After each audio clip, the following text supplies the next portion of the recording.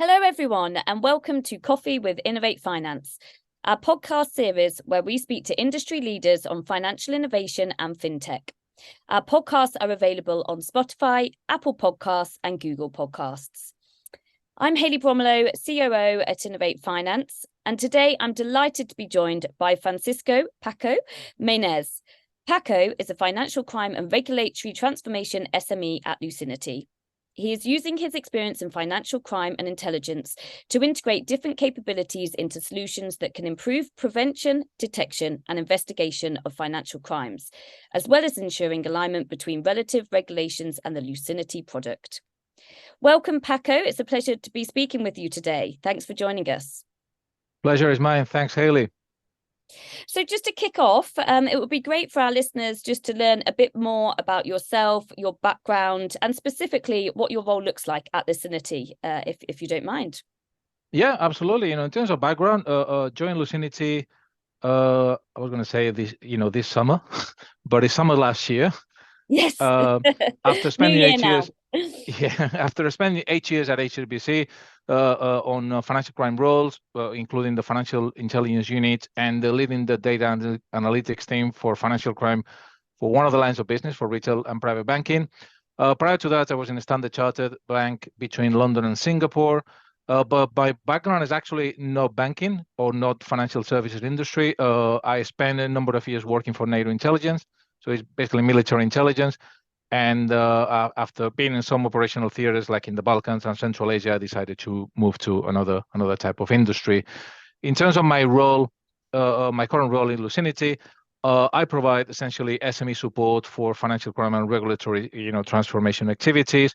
I try to basically set up a radar of what's going on in the financial crime world in terms of typologies, and make sure that those typologies can be detected by Lucinity, by our tool.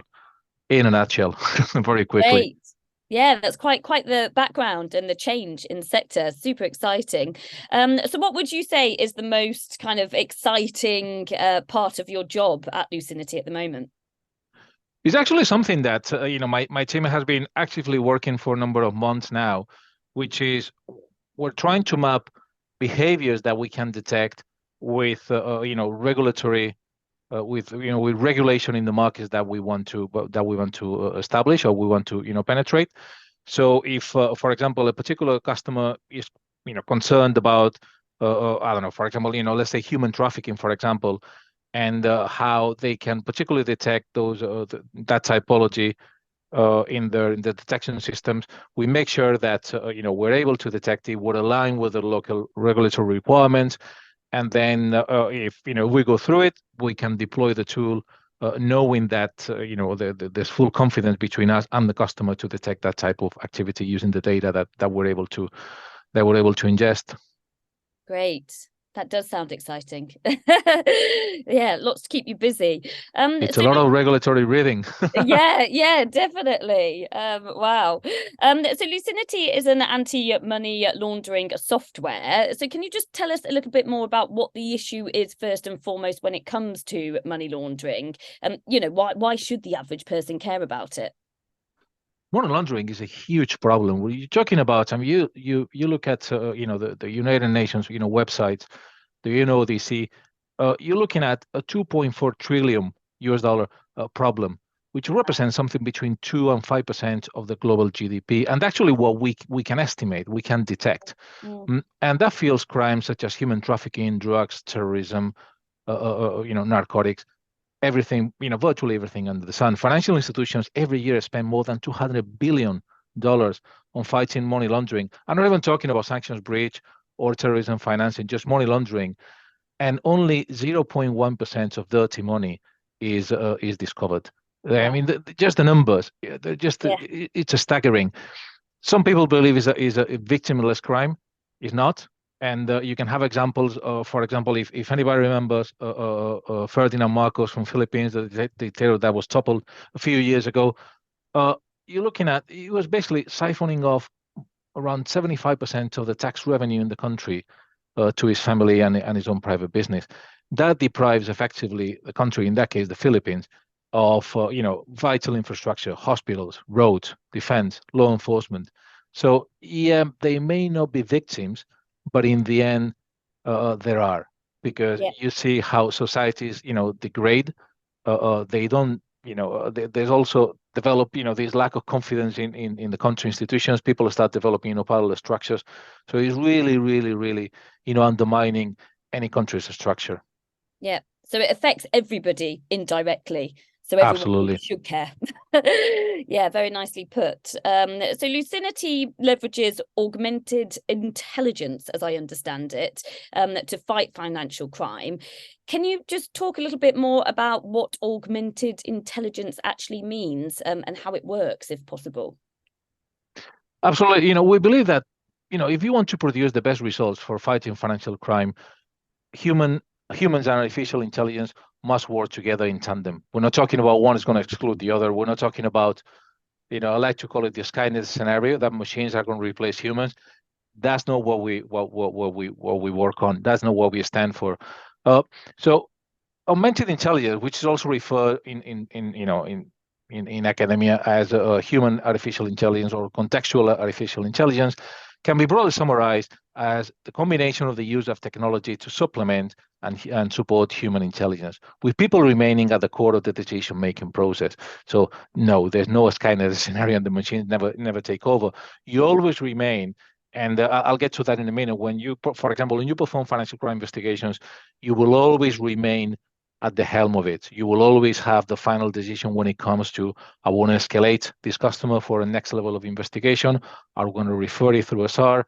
So a machine is not going to take that decision. A machine can have, an artificial intelligence engine can have something that we call a decision engine that can provide recommendations, or a recommendation engine, if you like.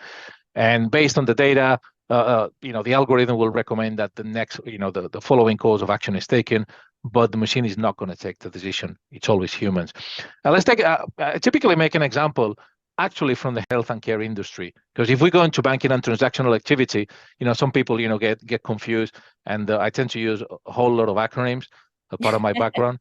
But if you're looking, for example, at radiologists examining mammograms, they typically miss 1 in 8 cancers and that's due to fatigue, overwork.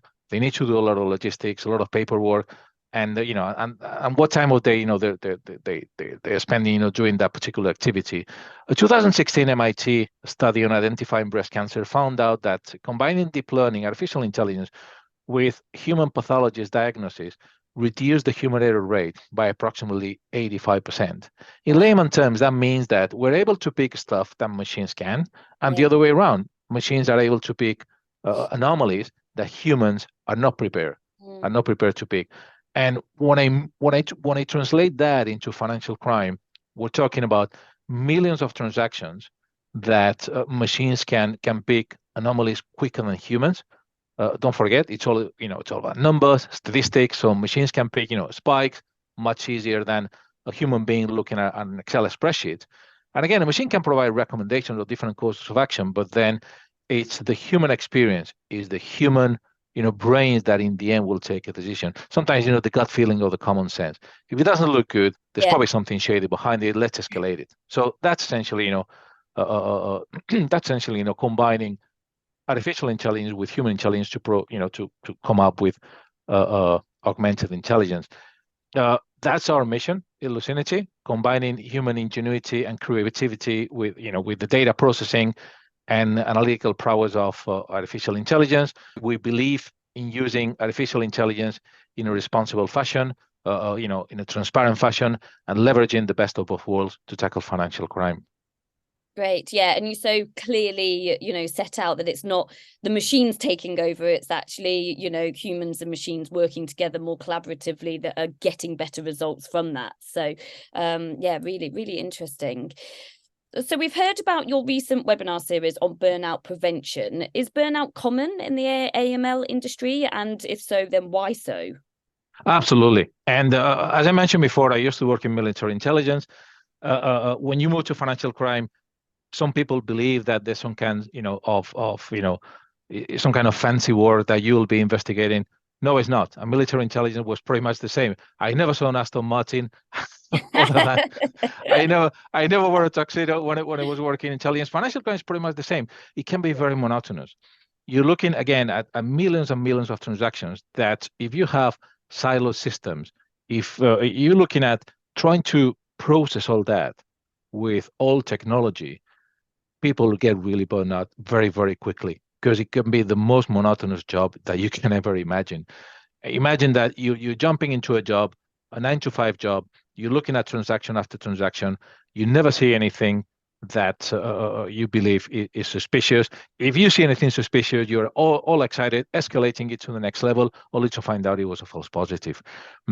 So, Wow.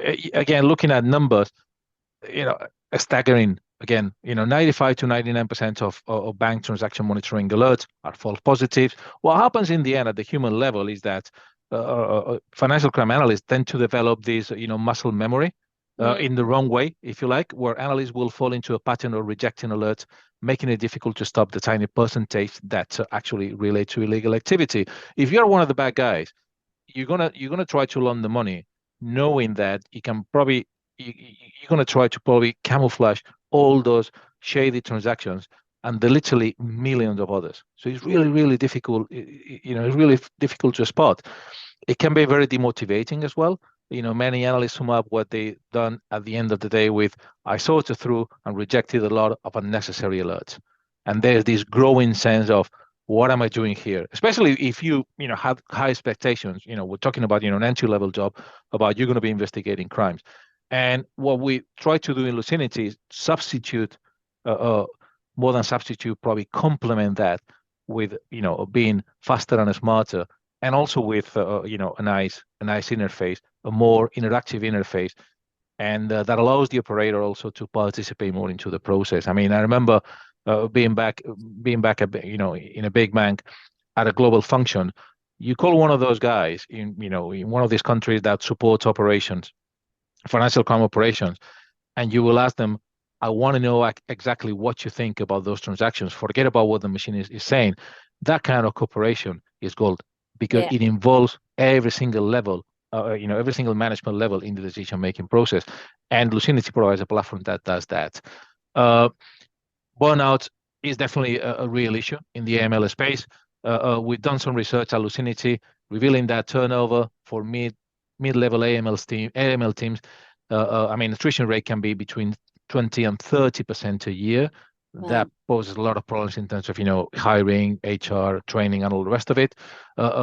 Compliance leaders face the challenge of how to keep their teams engaged and motivated. Sometimes the challenge is that you need to have a team split between data, IT people in order to get the data out of the systems, and then compliance people because they understand financial crime. So again, if you have the bad combination of all processes, all technology, you can really, really run into fatigue and burnout very quickly. We believe in Lucinity that there's a great opportunity to cut through the noise and generate more meaningful alerts, and increase the analyst engagement and accuracy at the same time that we can minimize fatigue and burnout. Again, AML tools that are user-friendly and effective can make a real big difference and positive impact on staff retention, because you actually enjoy your work and you feel not just part a small cog in the big green machine, or actually a small piece in the big machine, but in the big machine, but a small piece with a voice. And that's that we believe that's very important. We partnered with a well-being speaker and burnout prevention expert, Leanne Spencer, for a webinar series where Leanne is actually sharing her expertise in stress management, burnout prevention, recovery, and resilience. Leanne has also developed a unique methodology to beat burnout and perform in life using what she calls the cadence approach. And we believe this approach will help teams minimize the risk of burnout, managing the work energy, if you like, and have more engagement in the workplace. Again, we're kind of in a mission not only for financial crime to make financial crime a job that is not like, oh my God, again, I processed hundreds of alerts today, I didn't find anything, and the worst thing is that I feel tomorrow or even the rest of the week is going to be the same. Yeah That's it. Yeah, that's great and invaluable. I think everybody has gone through that feeling of burnout. So really, really useful that obviously you've teamed up and you've got this webinar series. It sounds like it would be, really useful for many out there. So thanks for sharing that. So Lucinity is starting to gain traction and brand awareness in the UK, the Nordics and Europe. What are your plans for international expansion beyond Europe, if you're able to share that? I always thought, the response is saying everybody has a plan for world domination. They should if they don't, right? we do have already a challenger bank in the UK. We currently have a tier one client in the US, in North America, and we're actually expanding the marketing and sales team in the US. It's one of our priorities for this year, for 2023, to expand within North American markets and globally thereafter. Great. Look forward to seeing how that progresses. I can tell you this, back to the previous point, there's a lot of mapping between behaviors and US regulation now going on. Yes. Yeah, I bet. Going to be a busy year. So what would you say are Lucinity's success stories so far then? Anything that you'd really like to share that you're proud of? I think Lucinity is, and quite honestly, I mean, on a personal basis, that's mostly why I joined. That's mostly when I saw the tool, and sometimes you get this feeling like I want to be part of this. Some trains you let them go, some trains you miss them, and you said I'm not going to miss this one. Yeah, Because that's a good analogy. I like it. Yes. in all these years, being, let's put it this way, on the receiving end of multiple systems that sometimes don't talk to each other, or maybe they'll give you a very limited way. If you look at, a customer journey, from onboarding, transaction, probably, some alerts, investigation, case management, probably SAR, and then a potential exit. You're probably looking at, in all the last 10 seconds, I probably spoke about 10 different systems. So imagine having to work, extracting data from 10 different systems that don't talk to each other. You probably need a team, as it was the case, that they don't really understand financial crime, but the job is extracting data that they don't really understand from different systems, collate that data together, hand it over to, let's say, the compliance side of the team, and then make sense of it. One of the things that we used to work very, very heavily in NATO when I was working there is we need to provide intelligence analysts the ability to spend 80% of the time using their brains and producing analysis and trying to find out where we could be hit by who and when and where, and only 20% of the time extracting that data. Whereas in financial services industry, what I found out with the years is that typically it's the other way around. You spend 80% of the time extracting the data, and then there's this 20% balance, mad rush to the finish. The global head of something is yelling and screaming for this analysis, and in the end you deliver a product that that tomorrow morning somebody's going to call you back and say, no, they didn't like it. And that's normal. You spend most of the time assembling the data and very few little time trying to answer the eternal question, so what? So to me, Lucinity's best success story is the ability to create a solid platform where you reverse that dynamic and you spend 80% of the time performing your investigation, deriving insights from the data that Lucinity has ingested. And you have only used 20% of the time assembling the numbers, assembling the data. It incorporates critical data sets within modules that allow monitoring on the KYC segment, with a module that we call the actual intelligence, then a transaction monitoring segment with a detection module. There's a case management module, and there's a SAR module. Through partnerships, we have developed relationships that we can import data, for example, for fraud-related data or enhanced KYC data. And to me, is that. I mean, it's the ability to enjoy what you're doing without feeling utterly miserable and trying to, collate 15 different, spreadsheets. And at the end of the day, that I'm halfway through. I need another day to finish collating the data, and then I'll probably have, 2 hours before presenting this to the boss. Yeah, that is key. Enjoying what you do, being a big part of it. So what's next for Lucinity then? Obviously, you've touched upon US expansion, maybe world domination at some point. But any big exciting announcements coming up, or things that you'd like our listeners to be aware of? essentially it's around, those points. Let's put away the world domination just for, so nobody struck the wrong conclusions here. Because I also mentioned Skynet, that never goes well. Expanding into North America, continue to nurture existing customer base and grow our customer base. Become the most loved AML product. I know it's pretty, idealistic, but I like to think of, particularly myself, of having spent most of my life, doing jobs that I couldn't even tell my kids what I was doing. And, I will refer generically speaking as I'm going after the bad guys. I still like to think that, we're going after the bad guys. And I still like to think that when I was in financial institutions, I'm now helping financial institutions to return something back to society by helping law enforcement catch the bad guys, and still going after the bad guys. So become really, like product. There's a lot of product development in our roadmap, and we're aiming to take our product to the next level. We want to be a faster and smarter AML solution, which actually speak to our new brand messaging, and keep tuned to our social network. We'll keep making money good. Great, exciting, big year ahead, as I said. So look forward to watching your year and how it progresses. Oh, well, Paco, it's been an absolute pleasure to speak with you today. I've thoroughly enjoyed our discussion.